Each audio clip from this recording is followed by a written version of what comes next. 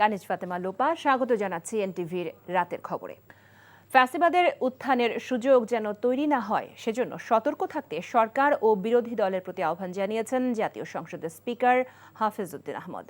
তিনি বলেন, জুলাই সনদ নিয়ে অহেতুক বিতর্ক সৃষ্টি করা হচ্ছে, যা কার্যকর সংসদ গঠনের জন্য অন্যতম চ্যালেঞ্জ।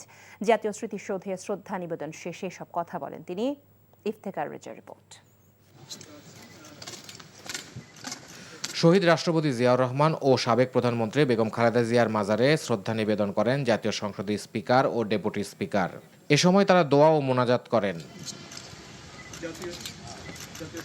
সংসদে সরকারি এবং বিরোধী দল মানুষের আকাঙ্ক্ষা বাস্তবায়নে কাজ করবে বলে প্রত্যাশা স্পিকার হাফিজ উদ্দিন আহমদের। এই মুহূর্তে সংসদ সদস্যদের প্রধান কাজ নির্বাচনী ওয়াদা পালন করা এবং বাংলাদেশকে ধীরে ধীরে একটি সমৃদ্ধ রাষ্ট্রে পরিণত করার জন্য আমরা সবাই মিলে চেষ্টা করব। সরকার এবং বিরোধী দল উভয় মিলে বাংলাদেশের জনগণের আশা আকাঙ্ক্ষার বাস্তব রূপ দেওয়ার জন্য উদ্যোগ গ্রহণ করবেন, এটাই আমরা কামনা করছি। আগামী দিনগুলোতে গণতন্ত্র যাতে আর ব্যাহত না হয়, গণতন্ত্রের প্রতি কোনো ধরনের আঘাত যাতে আর না আসে, সেজন্য আমরা সকল রাজনৈতিক দল মিলে ঐক্যবদ্ধ থাকব।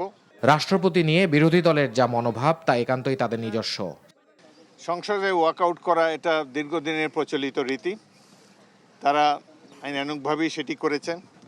এটি তাদের রাজনৈতিক দলের ইচ্ছার বহিঃপ্রকাশ তারা করেছেন। রাষ্ট্রপতি সম্পর্কে তাদের যে মনোভাব সেটি তাদের একান্ত নিজস্ব। আমরা এই ব্যাপারে কোনো কমেন্ট করতে চাই না। তবে আমরা আশা করব আগামী দিনগুলোতে ওয়াকআউট করার সময় তারা আরও সতর্ক থাকবেন। এর আগে সকাল 10:30টার কিছু সময় আগে সাভারের জাতীয় স্মৃতিসৌধে এসে স্পিকার ও ডেপুটি স্পিকার পুষ্পস্তবক অর্পণ করেন বীর শহীদদের স্মরণে।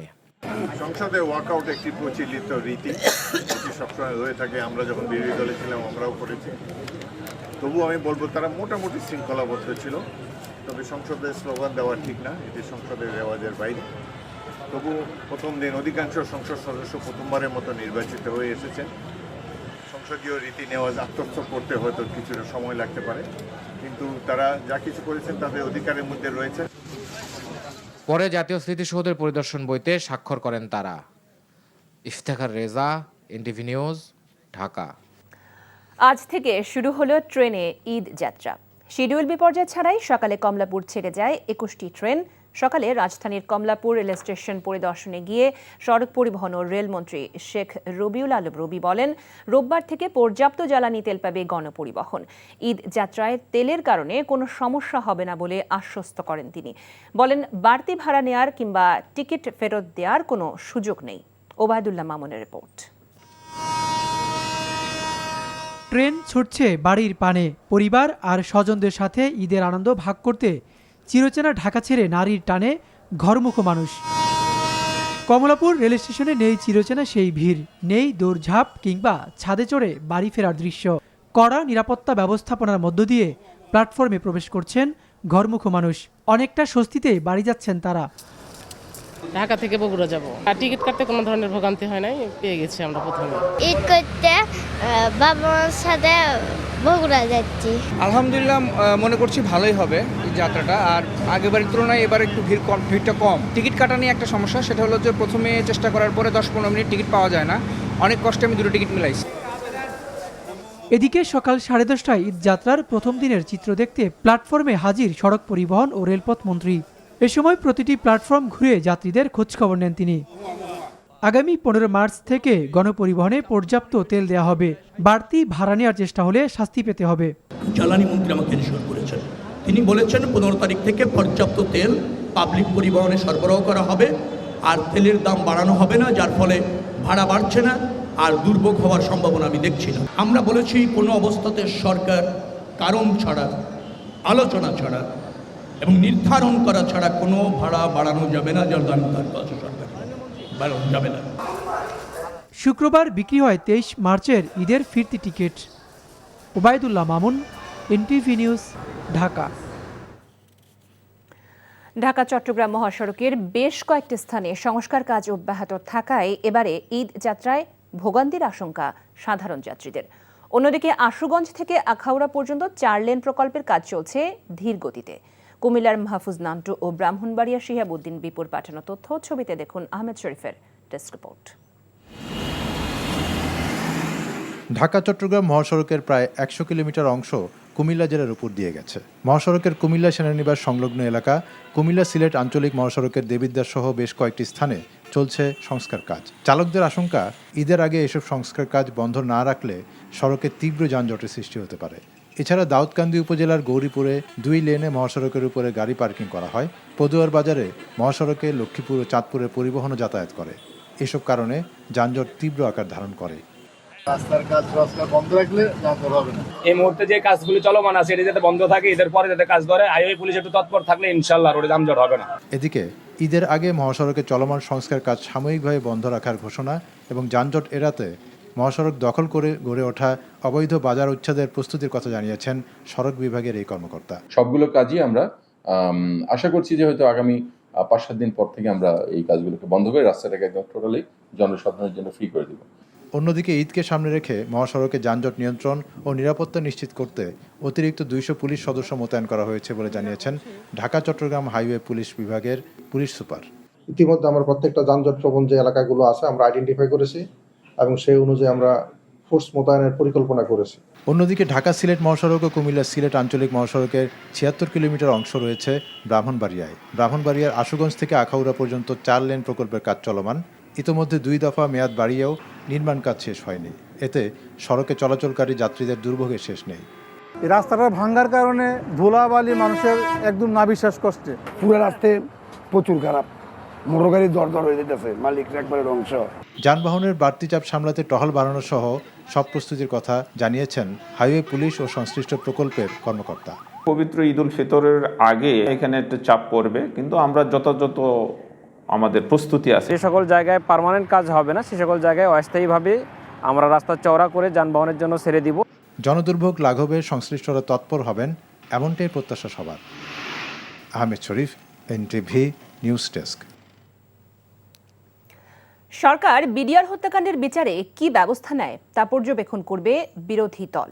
ন্যায় বিচার পেতে সব চেষ্টা করার আশ্বাস দিলেন বিরোধী দলীয় নেতা ও জামাত ইসলামের আমির ডাক্তার শফিকুর রহমান। পিলখানায় সেনা কর্মকর্তাদের স্বজন ও অবসরপ্রাপ্ত সেনা কর্মকর্তাদের নিয়ে অনুষ্ঠান নেক্সাস ডিফেন্স অ্যান্ড জাস্টিসের ইফতার পূর্ব আলোচনা অনুষ্ঠানে তিনি একথা বলেন। বিগত ফ্যাসিস্ট ও অন্তর্বর্তীকালীন সরকারের আমলে বিডিআর হত্যাকাণ্ডের তদন্ত রিপোর্ট ও বিচারে গতি পায়নি বলে মন্তব্য করেন ডাক্তার শফিকুর রহমান। বলেন, দীর্ঘদিন ধরে বিডিআর হত্যাকাণ্ডে ভিকটিমদের ওপর দায় চাপানো হয়েছে, এটা মেনে নেওয়া যায় না। জামাত আমির বলেন, সরকারে না যেতে পেরে কোনো আফসোস নেই তাদের জোটের। কোনো কালো আইন পাশের চেষ্টা হলে রাজপথে আন্দোলন ও সংসদে ইতিবাচক ভূমিকা নেওয়া হবে বলেও জানান ডাক্তার শফিকুর রহমান।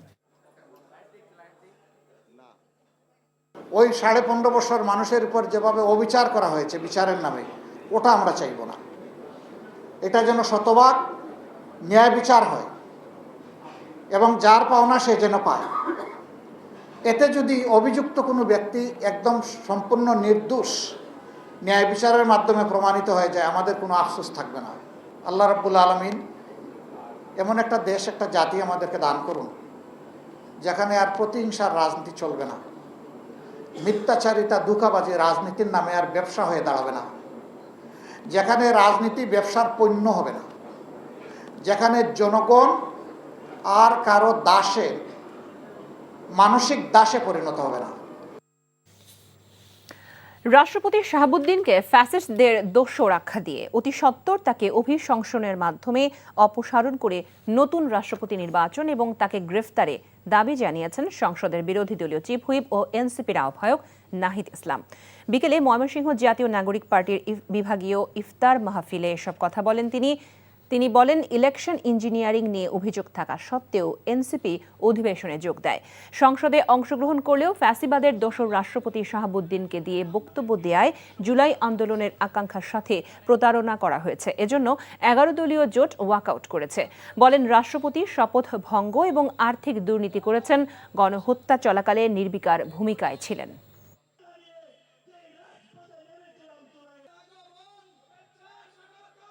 রাষ্ট্রপতিকে বক্তব্য দিতে দিয়েছেন, ফলস্বরূপ আমরা প্রতিবাদ করে ওয়াকআউট করে আমরা চলে এসেছি। আমরা আহ্বান জানাবো অতি দ্রুত অবিলম্বেই এই ফ্যাসিস্ট দোসর চুপ্পুকে অভিশংসনের মাধ্যমে অপসারণ করে নতুন রাষ্ট্রপতি নির্বাচন করতে হবে এবং তাকে গ্রেফতারের আওতায় আনতে হবে। তিনি শপথ ভঙ্গ করেছেন, তার বিরুদ্ধে আর্থিক দুর্নীতি রয়েছে এবং তিনি গণহত্যা চলাকালীন নির্বিকার ভূমিকা রেখেছিলেন।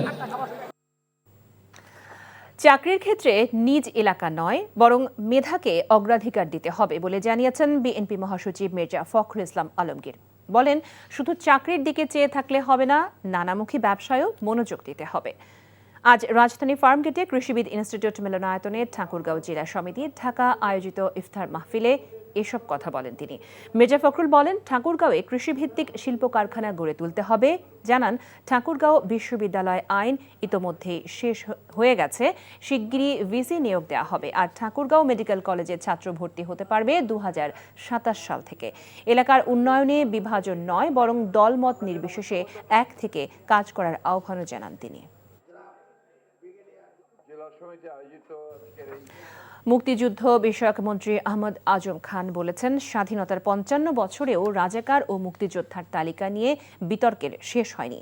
এবার মুক্তিযোদ্ধাদের সঠিক ইতিহাস তুলে ধরা হবে বলে তিনি জানান। সাভার জাতীয় স্মৃতিসৌধে মহান মুক্তিযুদ্ধের শহীদদের প্রতি শ্রদ্ধা নিবেদন শেষে এ কথা বলেন তিনি। বিকেলে জাতীয় স্মৃতিসৌধে দলীয় নেতাকর্মীদের নিয়ে শ্রদ্ধা নিবেদন করেন তিনি। এ সময় ডাক, টেলিযোগাযোগ ও তথ্য প্রযুক্তি মন্ত্রণালয়ের মন্ত্রী ফকির মাহবুব আনামুত তার সাথে ছিলেন। পরে মুক্তিযুদ্ধ ও রাজাকারের তালিকা নিয়ে সৃষ্ট বিতর্কের সমাধানের আশ্বাস দেন মুক্তিযুদ্ধ বিষয়ক মন্ত্রী আহমেদ আজম খান। এ সময় ঐক্যবদ্ধ হয়ে কাজ করার আশাবাদও ব্যক্ত করেন তিনি। এর আগে জাতীয় স্মৃতিসৌধের স্মারক বইয়ে স্বাক্ষর করেন আহমেদ আজম খান ও ফকির মাহবুব আনাম।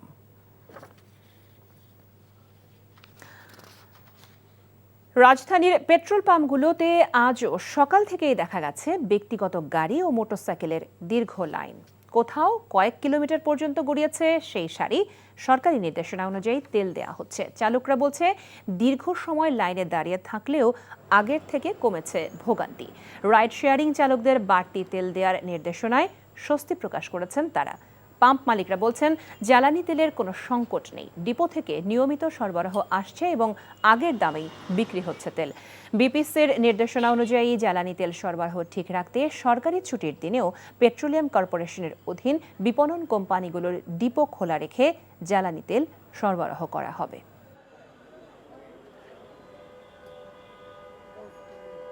এটা আমাদের কারণে, আমরা যখন রিজার্ভ করবো বেশি তো কি হবে?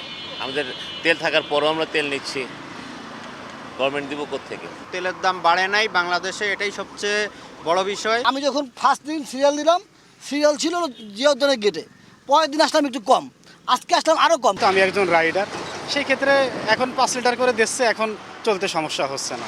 আমাদের তেল থাকলে আমরা কখনোই আমরা কাস্টমারকে হতাশ করব না, যতটুকুন আছে। বাট আমরা জানি না কত দূর করতে পারবো।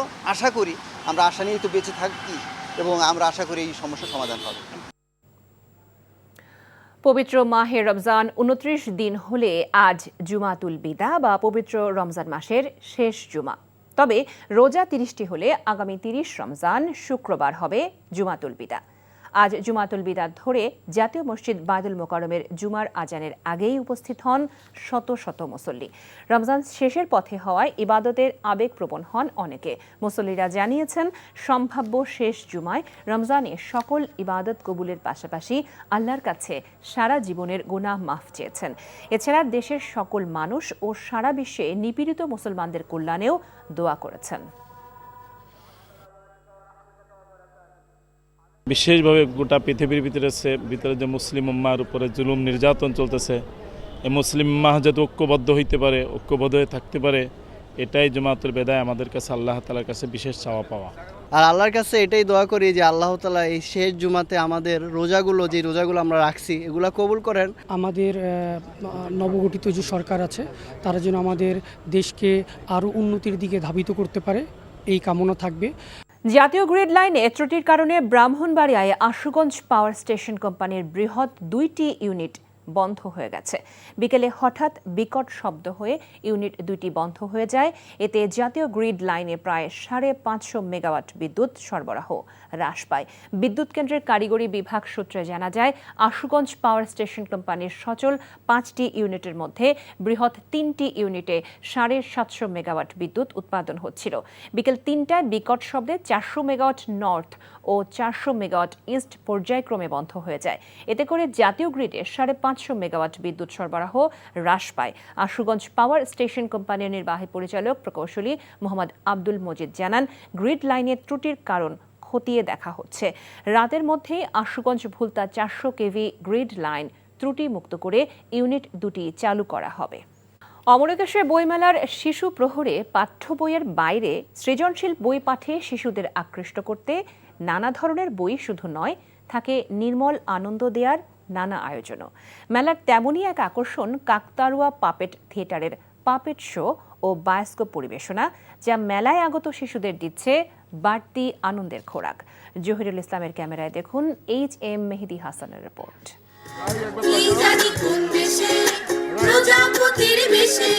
মজার ছলে, শিক্ষা ও সচেতনতায় কাকতাড়ুয়া পাপেট থিয়েটারের এমন আয়োজনে বুথ মেলায় আগত ক্ষুদে পাঠকেরা। শহুরে জীবনে অভ্যস্ত আর প্রযুক্তিতে আসক্ত শিশুদের শৈশব যেন নির্মল আনন্দময় হয়ে ওঠে, সেই ভাবনা থেকে 2019 সালে যাত্রা করে এই থিয়েটার। গেল বছর থেকেই বইমেলার বিশেষ আকর্ষণ হয়ে উঠেছে এই পাপেট প্রদর্শনী। আমি মূলত এসেছি আমারই একজন শিশুকে সাথে নিয়ে, নাতনিকে নিয়ে। তো আসলে আমি বেশি খুশি হয়েছে যে বাচ্চাদের জন্য একটু মানে ইন্টারঅ্যাক্টিভ কিছু করা হচ্ছে আর কি, কারণ বাচ্চাদেরকে বইমেলার প্রতি আগ্রহী করে তোলা এটা খুব জরুরি।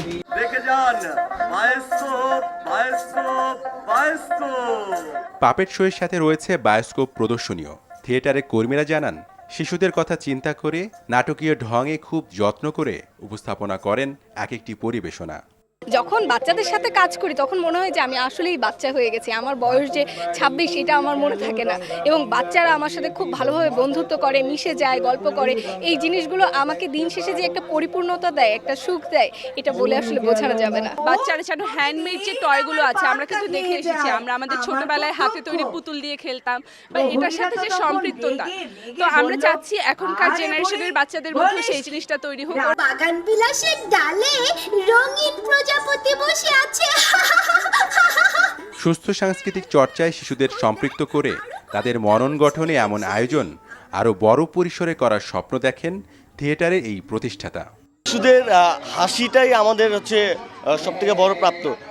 আপনারা সবসময় দেখেছেন যে শিশুরা কিভাবে স্বতঃস্ফূর্তভাবে আমাদের সাথে অংশগ্রহণ করছে। আমাদের ইন্টারঅ্যাক্টিভ সেশনে শিশুদের সাথে যখন আমরা গল্প করছি, তখন ওদের যে চিৎকার, সেই চিৎকারে বোঝা যায় যে শিশুরা খুব আনন্দে আমাদেরকে গ্রহণ করছে। কারো ক্ষতি করব না। বইমেলায় সিসিমপুরের অভাব যেন খুব দারুণভাবে মিটিয়ে যাচ্ছে এই পাপেট থিয়েটার। আমাকে অনেক সুন্দর করে গল্প বলতো আর আমি তখন ঘুমিয়ে পড়তাম। HM Mehedi Hasan, NTV news, Dhaka. শিক্ষার্থীদের রাস্তায় দাঁড় করিয়ে মন্ত্রী বা অতিথিকে শুভেচ্ছা জানানো সম্পূর্ণ নিষিদ্ধ বলে কঠোর নির্দেশ দিয়েছেন শিক্ষামন্ত্রী ডক্টর আনোয়ার এহসানুল হক মিলন। বলেন, ভবিষ্যতে কোনো শিক্ষক বা শিক্ষা প্রতিষ্ঠান শিক্ষার্থীদের রোদে বা সড়কের পাশে দাঁড় করিয়ে সংবর্ধনা দেওয়ার আয়োজন করতে পারবে না। দুপুরে চাঁদপুরের কোচুয়া উপজেলায় জাতীয় শিক্ষা সপ্তাহ উপলক্ষে আয়োজিত বিজয়ীদের মাঝে পুরস্কার বিতরণী অনুষ্ঠানে এসব কথা বলেন তিনি। বলেন, শিক্ষার্থীদের কষ্ট দিয়ে কোনো ধরনের সংবর্ধনা বা শুভেচ্ছা আয়োজন করার প্রয়োজন নেই। তিনি আরও বলেন, SSC তথা পাবলিক পরীক্ষার আইন পরিবর্তনের চেষ্টা করা হচ্ছে। দুস্থ ও অসহায়দের মাঝে ইফতার বিতরণ করেছে তেজগাঁও থানা শ্রমিক দল। রাজধানীর কারওয়ান বাজারে বিএনপির মহানগরীর নেতা আনোয়ারুজ্জামান আনোয়ার হতদরিদ্রদের মাঝে ইফতার বিতরণ করেন। মহানগরী উত্তরের জ্যেষ্ঠ সদস্য আনোয়ারুজ্জামান সমাবেশে বলেন, বিগত 17 বছরের ফ্যাসিবাদী শাসনের বিরুদ্ধে শ্রমিকদের অনেকেই আহত নিহত হয়েছে। আওয়ামী সরকারের রক্তচক্ষুকে উপেক্ষা করে শ্রমিক দলের অনেকেই রাজপথে লড়াই সংগ্রাম করেছেন এবং অনেকে নিহত হয়েছে। ত্যাগী নেতাদের মূল্যায়নের আহ্বান জানান তিনি। অনুষ্ঠানে বক্তারা বলেন, ঢালাওভাবে বিএনপির অনেককে চাঁদাবাজির অপবাদ দেওয়া হয়। এ সময় চাঁদাবাজদের বিরুদ্ধে একসাথে মাঠে থাকার আশ্বাস দেন তারা।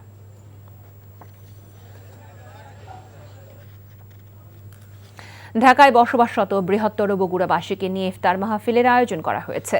রাজধানীর ডিপ্লোমা ইঞ্জিনিয়ার্স ইনস্টিটিউটে এই ইফতার মাহফিলের আয়োজন করে বগুড়া সমিতি। প্রধান অতিথি হিসেবে উপস্থিত ছিলেন বিএনপির মিডিয়া সেলের আহ্বায়ক মওদুদ হোসেন আলমগীর পাভেল। এছাড়া বগুড়া 4 আসনের সংসদ সদস্য মোশাররফ হোসেন ও বগুড়া 1 আসনের সংসদ সদস্য কাজী রফিকুল ইসলাম উপস্থিত ছিলেন। ইফতার মাহফিলে অংশ নেন পুলিশ ও প্রশাসন ক্যাডারের ঊর্ধ্বতন কর্মকর্তারা। এ সময় অতিথিরা বলেন, যোগ্যতা থাকা সত্ত্বেও নানাভাবে বগুড়া জেলার মানুষকে বঞ্চিত করা হয়েছে।